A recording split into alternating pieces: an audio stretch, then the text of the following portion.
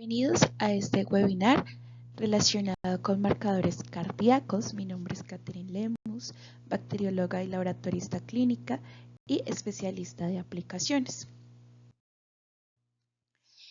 En los temas que vamos a ver están los relacionados al concepto de qué es un marcador cardíaco, cuál es la importancia de los marcadores cardíacos, la fisiopatología del daño al miocardio, cuáles son los signos cuando se presenta el daño al miocardio, qué otras pruebas diagnósticas nos sirven para relacionar un daño al miocardio, ejemplos de marcadores cardíacos y riesgos cardiovasculares, variabilidad de la decisión clínica e importancia del control de calidad relacionado a los marcadores cardíacos. Para comenzar, ¿qué es un biomarcador? Un biomarcador es una sustancia que es medible, el cual nos va a indicar un proceso biológico, ya sea normal o patológico, y una respuesta farmacológica o una intervención terapéutica. En el contexto cardíaco, estos marcadores cardíacos o biomarcadores se utilizan principalmente para detectar, monitorear y predecir enfermedades del corazón cuando, por ejemplo, se presenta el infarto de miocardio o una insuficiencia cardíaca. ¿Cuáles son esas características que debe contener o debe tener un biomarcador cardíaco? Que tenga una alta especificidad, es decir, que nos indique daño al miocardio, pero no a otros tejidos, una alta sensibilidad que se pueda detectar niveles bajos, pero con precisión, una rápida aparición tras el evento patológico, una correlación con la severidad del daño y la vida media adecuada para realizar el monitoreo. Como tal, entonces, un marcador cardíaco o biomarcador es una sustancia liberada en la sangre cuando el corazón sufre un daño, estrés, como el infarto agudo al miocardio. Nos sirve para diagnosticar y seguir la evaluación de afecciones cardíacas, estableciendo el riesgo y la respuesta al tratamiento. Lo más importante es, dentro de los biomarcadores se encuentra la más implementada, que es la troponina, seguida de la creatinina quinasa, la mioglobulina, aunque estas dos últimas son menos específicas porque también se encuentran en otros tipos de músculo. ¿Por qué son importantes? Como se mencionó, para realizar un diagnóstico, el cual nos va a permitir identificar cuando se presenta una falta de flujo sanguíneo hacia el corazón, conocido como isquemia, que puede ser por un síndrome coronario agudo o un infarto. Para realizar un seguimiento, nos ayuda a monitorizar la respuesta del paciente al tratamiento y evaluar la gravedad del daño al miocardio. Y la detección temprana puede indicar la presencia de una lesión cardíaca incluso antes que aparezcan los síntomas. ¿Cuál es la fisiopatología del daño a miocardio? La causa principal, ya sea del síndrome coronario agudo o de la isquemia cardíaca, es la formación de placas en la pared de las arterias, el cual va a generar endurecimiento de estas arterias. Esto se conoce como arteriosclerosis. Esta patología va a producir un estrechamiento de las arterias coronarias e incluso puede llegar a taparlas por completo, el cual va a interrumpir el flujo sanguíneo a ciertas partes del corazón. Y por esto se conocen estas dos patologías. La isquemia cardíaca. La isquemia cardíaca se presenta cuando ya el aporte de sangre hacia el tejido cardíaco es insuficiente para cubrir las necesidades del corazón. Esta disminución del aporte de la sangre puede ocasionar ciertos síntomas como angina en el pecho, dificultad para respirar, sudoración u otros signos o síntomas. Esto acontece, como se explicó, por el estrechamiento gradualmente a lo largo del tiempo por las arterias. Entonces, ese endurecimiento es el que hace que se interrumpa el flujo sanguíneo y comiencen a aparecer este tipo de síntomas. En el síndrome coronario agudo es la consecuencia como tal de la ruptura de la placa formada en el proceso de la arteriosclerosis y esto va a generar la formación de un coágulo de sangre conocido como trombo en las arterias coronarias. Este también va a producir una disminución brusca del aporte de sangre y de oxígeno al corazón y también se ve reflejado en un dolor torácico prolongado, incluso en estados de reposo. Si este flujo sanguíneo del corazón disminuye de manera muy significativa o se interrumpe totalmente entre alrededor de 30 a 60 minutos, puede resultar en la muerte de las células cardíacas, dando lugar al infarto agudo de miocardio con alteraciones permanentes del tejido muscular del corazón y aparición de una cicatrización o de riesgo de muerte por arritmias.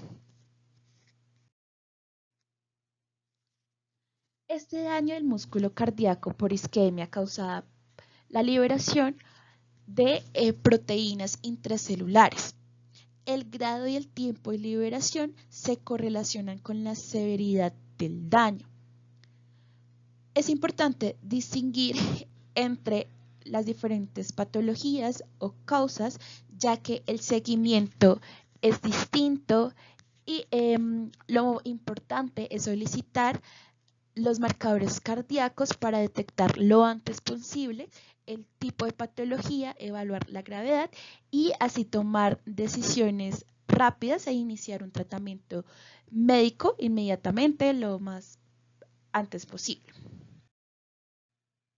¿Cuáles son esos signos del daño al miocardio? Las principales sintomatologías están relacionadas con el dolor torácico, una sensación de opresión, náuseas, dificultad para respirar, entre otros. Sin embargo, estos síntomas también pueden observarse en otras patologías que no están relacionados con un daño al miocardio. Es por ello que el diagnóstico no solo se debe realizar a partir de los signos, sino que debe ir acompañado con los marcadores cardíacos. Estos se deben solicitar o se pueden solicitar en cualquier momento, a cualquier hora, para proporcionar un resultado rápido. Es lo ideal, lo idóneo. Algunas de estas pruebas se pueden realizar en el lugar de asistencias, ya sean los servicios de urgencias, para determinar actuaciones o formas de decisión de formas rápidas y comenzar, como se ha indicado, un tratamiento oportuno.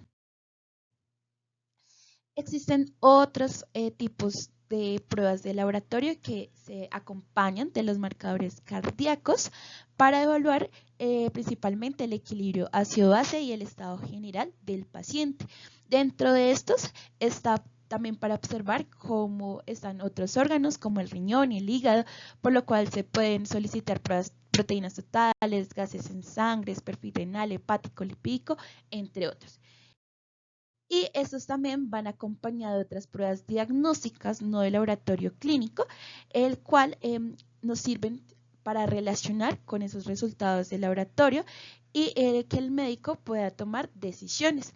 Dentro de estas otras pruebas nos sirve para determinar cómo está la forma, la función del corazón y estas pruebas nos pueden detectar alteraciones del ritmo cardíaco, así evaluar el alcance de la lesión cardíaca, del tejido, de las arterias obstruidas.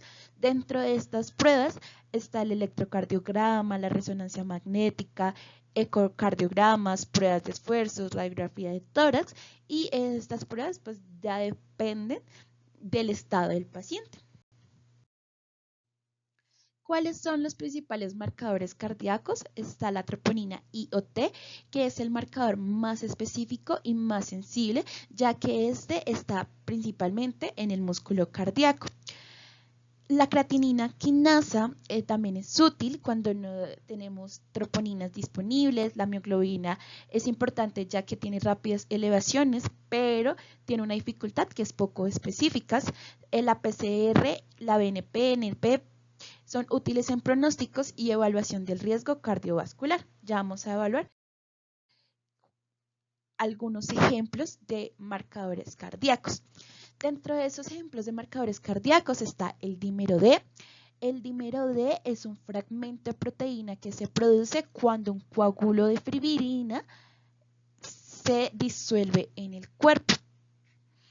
Esta formación del trombo como tal ocurre en condiciones como fibrilación auricular, infarto agudo de miocardio, insuficiencias cardíacas, entre otros.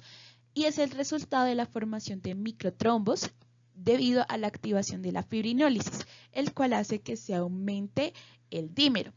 ¿Cuál es la desventaja del dímero D? Es que en muchas enfermedades cardíacas, incluyendo inflamaciones, se puede aumentar, ya que la inflamación puede activar la coagulación y así, de esta forma, el dímero D.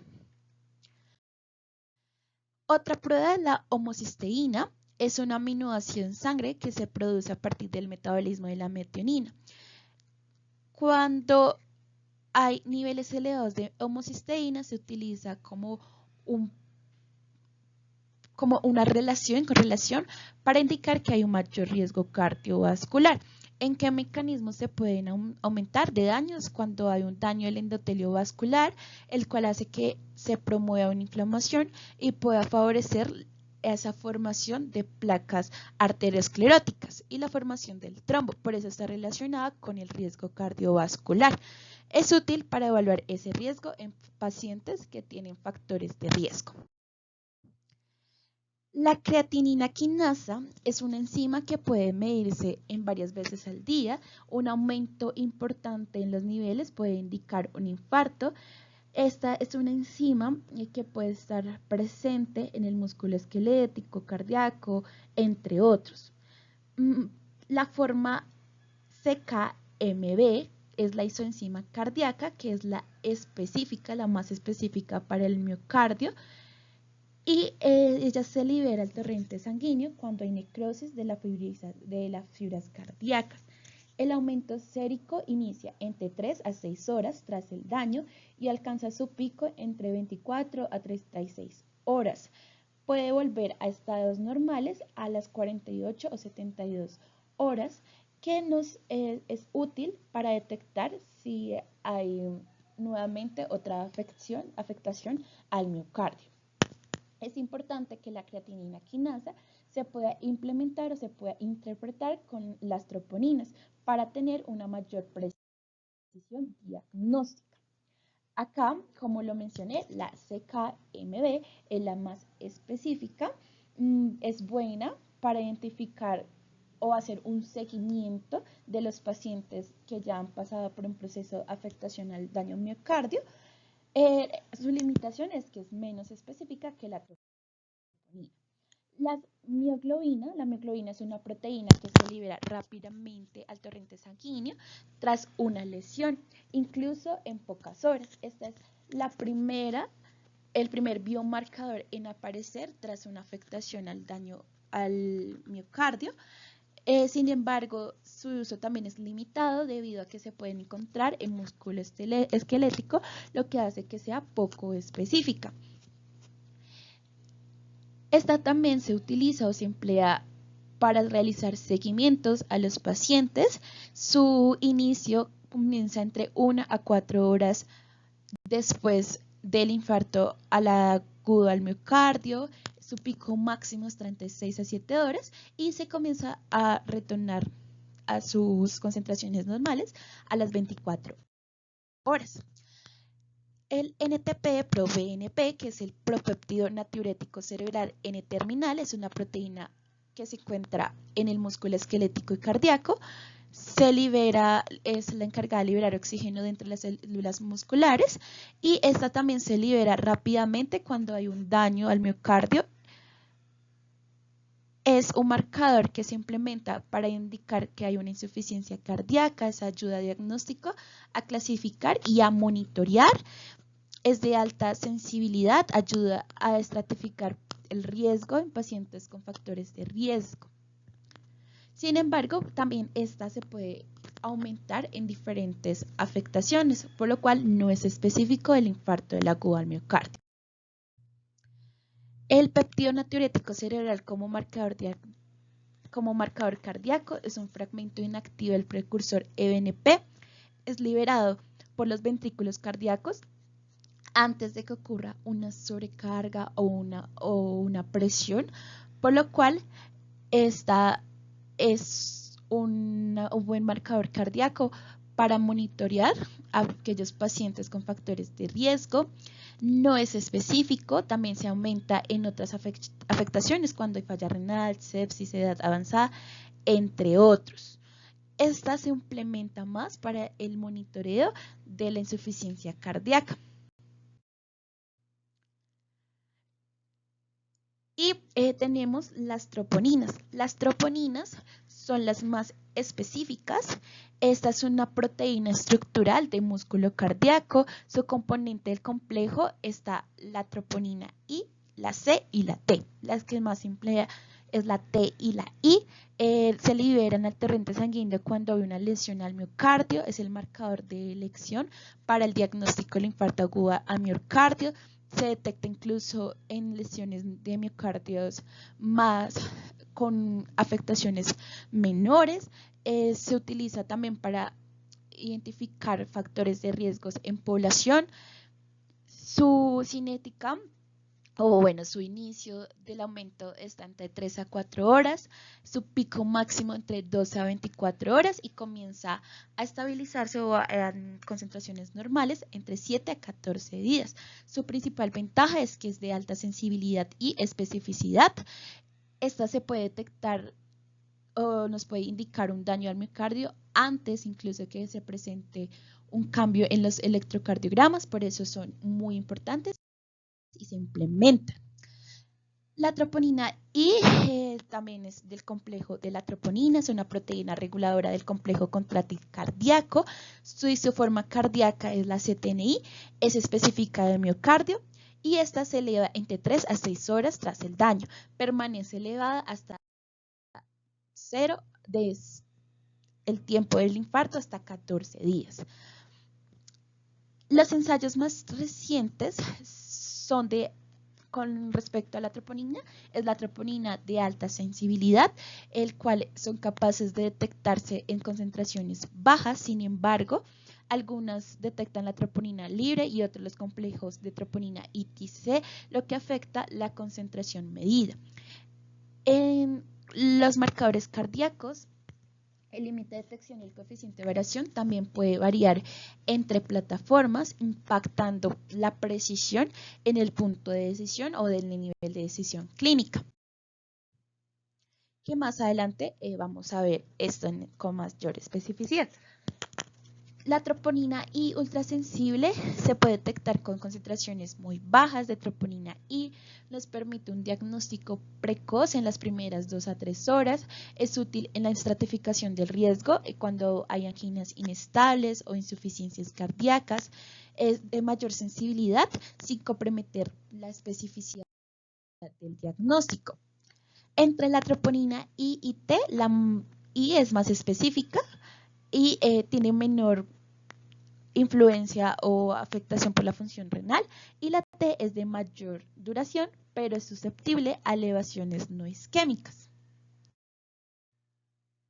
¿Cuáles son estas aplicaciones clínicas? Por lo cual estos marcadores nos van a permitir aplicarlo en el diagnóstico, en el seguimiento del infarto agudo al miocardio, en la evaluación de síndromes coronarios agudos, en determinaciones seriadas para confirmar daños miocardios, interpretación conjunta con el electrocardiograma y hallazgos clínicos. Por lo cual, con los biomarcadores podemos llegar a la conclusión que la troponina I es el biomarcador de elección para el diagnóstico del daño cardíaco. Las pruebas ultrasensibles permiten detectar lesiones mínimas, mejorando la atención temprana y la estratificación del riesgo. Tenemos este artículo relacionado con marcadores cardíacos y riesgos cardiovasculares por el doctor Muñoz. En este artículo nos habla sobre diferentes marcadores cardíacos para interpretar o para realizar una evaluación del riesgo cardiovascular. La prevención primaria de la enfermedad coronaria se basa en detectar individuos asintomáticos que tengan un alto riesgo. Las tablas de riesgos, como las de Framingham, usan factores clásicos como edad, sexo, colesterol, hipertensión, diabetes, tabaquismos, entre otros, pero tienen un inconveniente. Su aplicabilidad varía según la población y se tiende a sobreestimar el riesgo en países con menor incidencia en infarto. Por eso, lo que se está implementando, lo que se busca, es encontrar marcadores biológicos complementarios que ayuden a reclasificar a los pacientes, sobre todo en el grupo de riesgo intermedio, y así poder tomar medidas. La Asociación Americana del Corazón establece que el marcador debe tener 4 características: tener una utilidad clínica comprobada, poder diferenciar entre la presencia o la ausencia de la enfermedad y reclasificar correctamente a los pacientes o aquellos individuos con un riesgo, ser fácil de interpretar, estandarizar y rentable. Dentro del artículo mencionaban distintos marcadores cardíacos para determinar si cumplían dentro de estas características para ser determinado como un criterio para la reclasificación de aquellos individuos.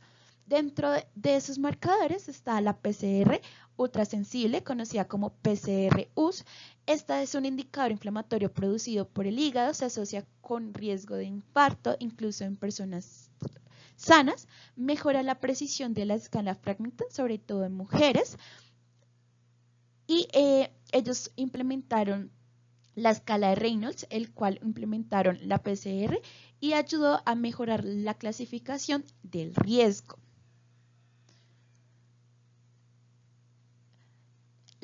Sin embargo, en un estudio no mostró un efecto de reclasificación tan adecuado, por lo cual no se caracteriza como el mejor biomarcador. El otro que se evaluó es la puntuación del calcio coronario, conocido como PCC, que evalúa arteriosclerosis subclínica mediante tomografía. En esta, una puntuación de 0 indica un bajo riesgo y de acuerdo a esa puntuación van indicando si hay un riesgo mayor, menor.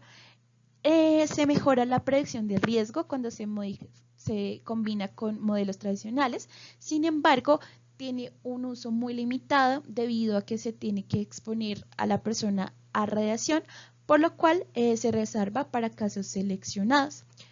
Otro marcador fue el péptido natriurético cerebral, que este se libera antes del estrés cardíaco. Los niveles altos se asocian con un mayor riesgo cardiovascular, pero su aporte en adultos asintomáticos es limitado, por lo cual no se recomendó como uso rutinario o en prevención. Y por último está la troponina de alta sensibilidad, que fue el marcador esencial para el diagnóstico del infarto agudo y en la población general se asoció a mejores niveles detectables con un mayor riesgo de evento y mortalidad cardiovascular, incluso sin enfermedad conocida, por lo cual fue el marcador que estuvo más asociado para realizar una adecuada reclasificación, por lo cual este promete una utilidad para detectar daño subclínico y mejorar así la estratificación del riesgo.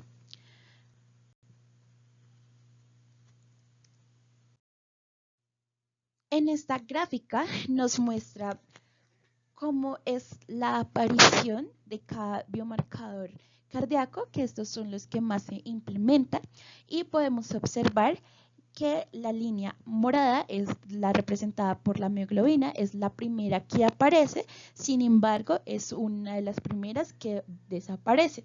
La troponina esta también comienza con inicio temprano y es una de las últimas en desaparecer, y la CECAM MB esta aparece un poco después, pero también ya a los 4 días más o menos comienza a normalizarse.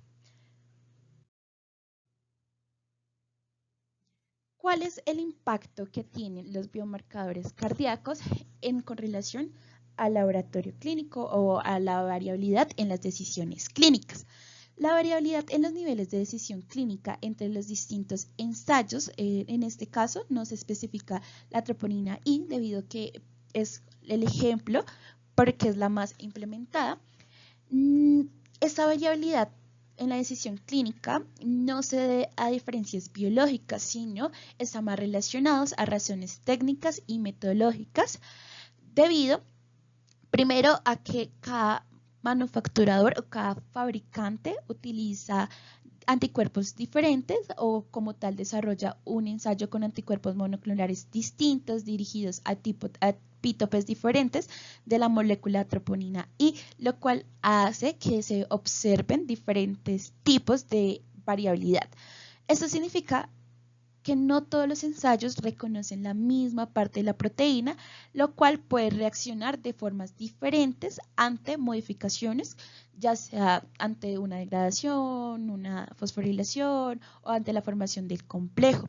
En consecuencia, los valores numéricos obtenidos no son comparables entre las distintas plataformas. Acá podemos observar que, por ejemplo, para el fabricante Abbott, Architect, el tipo de ensayo Architect, el límite de decisión es de 34 nanogramos. Para hombres y para mujeres de 16. Sin embargo, para Siemens es de 57 y 37. Para Beckman es de 20 y 14. Por lo cual, con esto que nos indica que hay una ausencia de estándares internacional unificado. A diferencia de otros analitos como la glucosa, que podemos observar que tienen una trazabilidad metrológica. Aquí cada laboratorio, cada manufacturador, cada fabricante nos indica un límite de decisión distinta. Por lo cual, ¿qué nos quiere decir esto? Que cada fabricante va a definir su propia calibración interna, generando variabilidad en los valores de corte clínico del 99 percentil. ¿Cuáles son esas desventajas de no tener esa trazabilidad metrológica a diferencia de la glucosa? La trazabilidad metrológica garantiza que cada resultado emitido esté vinculado a un estándar de referencia internacional. Entre esos tenemos la JZLM, la IFSC, NIS, entre otros. Cuando un método carece de trazabilidad, el valor reportado no puede no puede compararse ni validarse entre laboratorios, equipos o lotes. Esto va a generar una alta variabilidad analítica, riesgos clínicos, especialmente en marcadores críticos como la troponina, la CQMA B, donde pequeñas diferencias pueden cambiar una decisión médica, en el cual entre el laboratorio tienen que definir de acuerdo al manufacturador o al fabricante esos niveles de decisión clínica para tomar decisiones asertivas y correlacionadas al adecuado fabricante que estén implementando.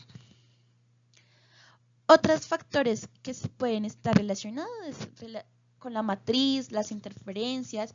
Sin embargo, pues como lo mencioné, la mayor variabilidad está relacionada con la variabilidad entre los fabricantes. Las guías europeas, la de European Society of Cardiology y la Asociación Americana, establece que cada laboratorio debe validar y utilizar un punto de corte 99 percentil correspondiente al ensayo que estén implementando y a la plataforma específica que implemente. Es decir, que no se deben intercambiar valores entre diferentes métodos. El laboratorio debe reportar junto al resultado cuál es el método y el fabricante que estén utilizando para tomar las decisiones adecuadas. Es por esto que tiene un alto impacto el control de calidad. Los marcadores cardíacos, como la troponina, se utilizan en decisiones médicas críticas, como podemos observar, nos ayudan a indicar si hay un daño incluso antes de una afectación en los electrocardiogramas. Por eso son de gran importancia en la decisión clínica. Por eso la confiabilidad analítica depende del control de calidad, especialmente cuando los marcadores cardíacos se basan en trazabilidades metrológicas tipo 6, que es lo que se explicaba, que no existe ni un material ni un procedimiento de referencia internacionalmente reconocido, es decir, al sistema de trazabilidad metrológico. Este nivel, el fabricante es el que define los valores asignados de forma arbitraria, por lo cual la verificación es el uso riguroso de los controles de calidad internos. y externo. Con esto vamos a evaluar el desempeño analítico, si hay algún sesgo, una imprecisión, y con esto se busca reducir repeticiones y mejorar los tiempos de respuestas en el laboratorio. Un adecuado seguimiento del control de calidad va a estar reflejado en el resultados certeros y en tomas de decisiones clínicas adecuadas. En este marcador nos va a evaluar marcadores cardíacos como la creatinina quinasa, la mioglobina, la isoenzima, homocisteína, el péptido natriurético, la proteína C reactiva, la troponina I y la troponina T. Otro control de calidad es el LiquidCheck Cardiac Advanced Control. Este nos va a evaluar analitos como el BNP, CKMP, isoenzima, la proteína C reactiva, la homocisteína, la mioglobina, la troponina I y la troponina T. Otro de los marcadores de los controles de calidad, el LiquidCheck Cardiac Troponin Control, nos va a evaluar analitos como la troponina I y la troponina T. El LiquidCheck Cardiac Markers Plus Control, nos analiza la creatinina quinasa, la digitoxina, homocisteína, isoenzima, mioglobina, péptido natriurético cerebral, el propéptido natriurético cerebral N-terminal, la proteína C reactiva, la troponina I y la troponina T. El LiquidCheck Isoncy Control, CKLD, controla analitos como albúmina, CKMB, LDH, proteínas, serum, entre otros. Y tenemos por último LiquidCheck Homocisteine Control, que es como tal para el control de la homocisteína, por lo cual podemos observar que dentro de los catálogos el control de calidad nos va a realizar el control de los diferentes analíticos importantes dentro de todos los biomarcadores cardíacos. Entre ellos está la troponina I y la troponina T, la CKMB, que son los que más se implementan para el diagnóstico, el seguimiento de los pacientes, el cual han presentado alguna afectación al miocardio. En esto se quiere evaluar o se quiere demostrar que existe una amplia variabilidad en cuanto a la relación de las decisiones clínicas. Por ejemplo, para el control de calidad LiquidCheck Cardiac Marker Plus se puede observar que para la troponina I en diferentes fabricantes como Abbott y por ejemplo Beckman presentan diferentes medias para los tres niveles. Para Abbott es de 47.7, en cambio para Beckman es de 94, por lo cual con esto se puede inferir que realmente entre cada fabricante no existe esa trazabilidad metrológica, por lo cual pues no se puede como tal hacer una trazabilidad entre los diferentes fabricantes. Aquí tenemos otro control de calidad, el LiquidCheck Cardiac Marker Plus Control LT del lote 13120, en donde podemos observar que tanto para el nivel 1, el nivel 2, el nivel 3, para la troponina I, entre los diferentes fabricantes existen diferentes valores de la media. Ejemplo, en este caso, en Roche, en Siemens, tenemos que para el nivel 1, una media de 134, para el nivel 2 es 6.091 y para el nivel 3 de 19.525. En cambio, para Tozo, la media del nivel 1 es de 0.44, el nivel 2 es de 6.6 y el nivel 3 es de 28.5. La variación es alta, indicando pues esa alta variabilidad entre los manufacturadores. De igual forma pasa con la troponina I, en el cual entre los mismos fabricantes también, dentro de los diferentes tipos de equipos, también se manejan una alta variabilidad, ya que, como se explicaba, pues cada uno identifican un etiqueto diferente entre estos y eso hace esa alta variabilidad.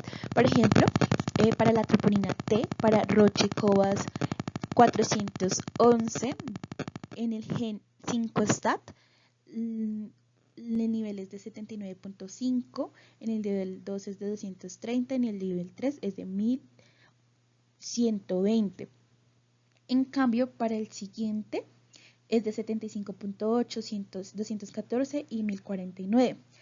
Si lo comparamos con el último, ya hay una más variabilidad de 155 para el nivel 1, de nivel 2 406 y para el nivel 3 de 19.500, de 1958.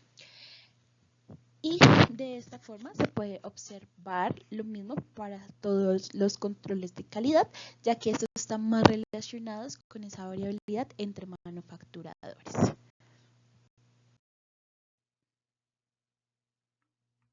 En este caso podemos observar de igual forma que para cada manufacturador tiene niveles de la media diferentes para cada nivel, tanto para el nivel 1, para el nivel 2 y para el nivel 3. Entonces aquí puse dentro de todos los controles de calidad esas diferencias entre las medias, entre cada nivel, para que se evidenciaran estas variaciones. ¿En qué impacto tiene?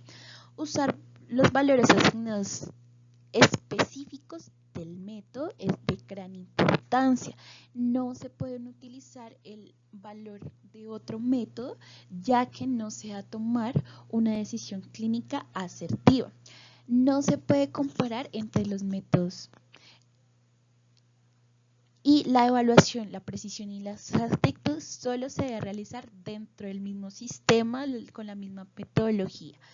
Actualmente, como se ha explicado, no existe un estándar de referencia universal para la troponina I o para la mioglobina o en sí para los marcadores cardíacos, como si es el caso, ejemplo, la glucosa, ya que cada sistema define su propia escala de calibración, de ahí que los controles del mismo lote presenten medidas distintas, como se puede observar.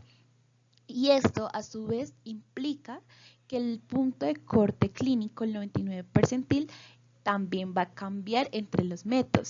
Y esto que nos quiere indicar que no se debe intercambiar resultados entre diferentes plataformas para el seguimiento de un mismo paciente, ni siquiera entre redes hospitalarias, solo que se maneje el mismo equipo con la misma serie. Y se debe usar el mismo método para asegurar esa comparabilidad. Si no se puede asegurar esto, no se puede realizar. ¿Qué impacto tiene esto en la decisión clínica? Su mayor impacto está relacionado con el riesgo de interpretaciones erróneas entre plataformas. Si un paciente es analizado entre distintos hospitales o con diferentes equipos, los resultados pueden variar significativamente, aunque su estado clínico no haya cambiado, y esto puede llegar a diagnósticos falsos o positivos de acuerdo pues a la decisión clínica que se tome.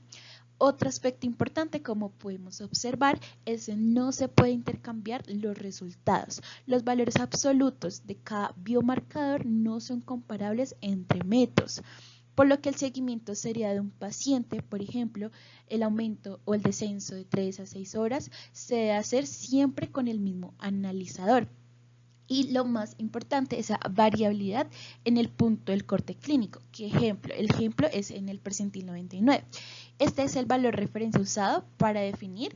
Este va a ser el valor de referencia que nos va a indicar si hay un daño al miocardio, pero que lo que podemos observar que esto difiere entre esos fabricantes. Un ejemplo, un resultado que supere ese límite de decisión en un sistema puede estar dentro del rango normal, entre otros. Este ejemplo.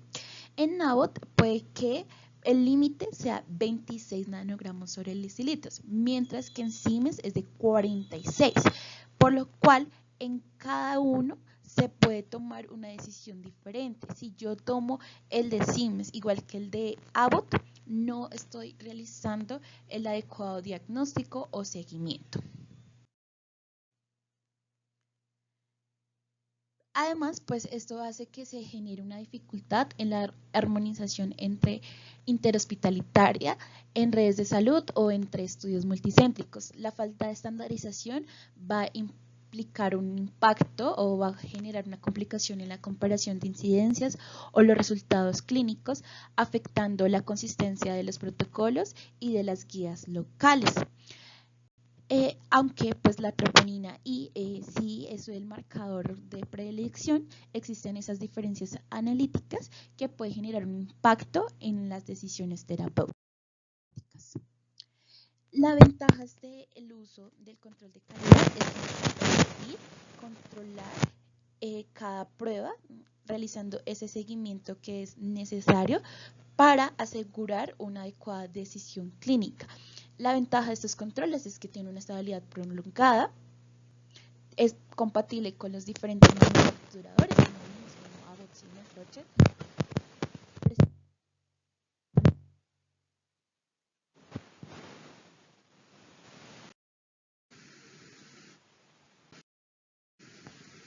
Muchas gracias por la atención prestada en este webinar.